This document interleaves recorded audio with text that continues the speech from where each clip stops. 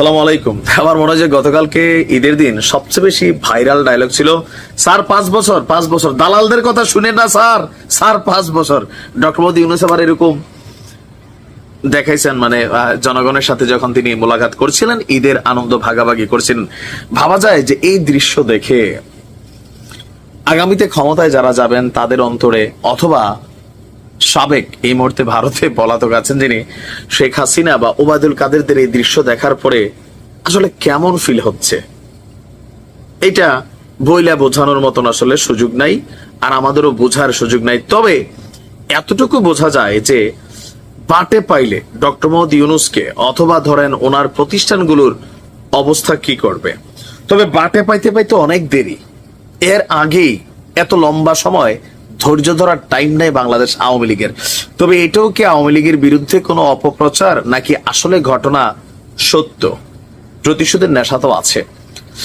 গতকালকে হঠাৎ করে গ্রামীণ ব্যাংক ঘিরে নাশকতার ষড়যন্ত্র রয়েছে, এবং গোয়েন্দা তথ্যের ভিত্তিতে জরুরি সতর্কতা জারি করে গভীর রাত পর্যন্ত বিভিন্ন জায়গায়, মানে ফজরের সুবে সাদিকের আলো ফোটার আগ পর্যন্ত বিভিন্ন জায়গায় আইন শৃঙ্খলা রক্ষাকারী বাহিনীরা গ্রামীণ ব্যাংকের বিভিন্ন শাখা পাহারা দিয়েছেন, প্রায় 49টি শাখা।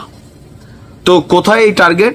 এটা হচ্ছে কুড়িগ্রামে, সীমান্তবর্তী ভারতের সাথে কুড়িগ্রাম জেলায় অবস্থিত গ্রামীণ ব্যাংকের 49টি শাখায় হঠাৎ করেই আপনার পুলিশি পাহারার তোড়জোড় দেখা গেছে। আর জানেন তো, গ্রামীণ ব্যাংক আমাদের ডক্টর মোহাম্মদ ইউনূসের একটা প্রতিষ্ঠান।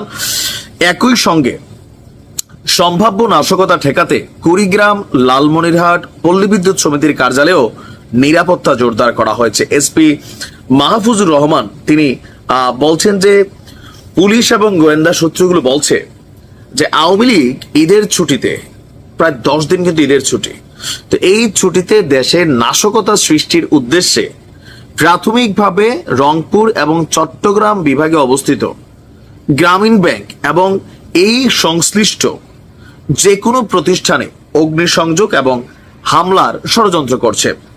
প্রাথমিকভাবে রংপুর বিভাগের কুড়িগ্রামে এই হামলার সূত্রপাত ঘটার আশঙ্কা রয়েছে। শুধুমাত্র রংপুরে না, দেশের অন্যান্য স্থানেও এই একই ধরনের হামলার আশঙ্কা রয়েছে বলে গোয়েন্দা সূত্র বলছে।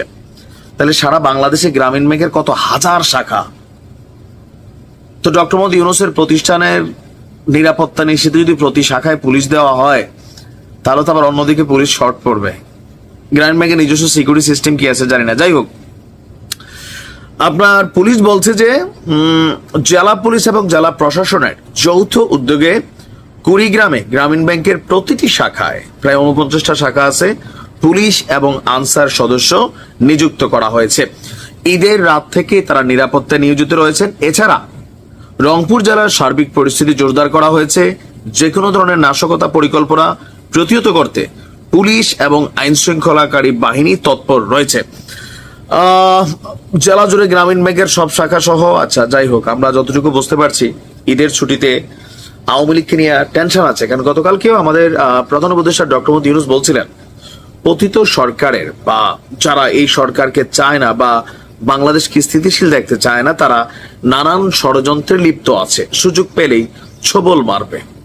আওয়ামী লীগ ছোবল মারবে, এটা একটা পাগলও বিশ্বাস করে।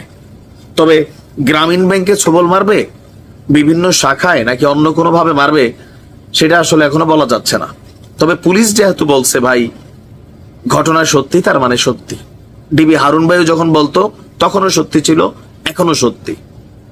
ভালো থাকুন, সাবধানে থাকুন। আসসালামু আলাইকুম।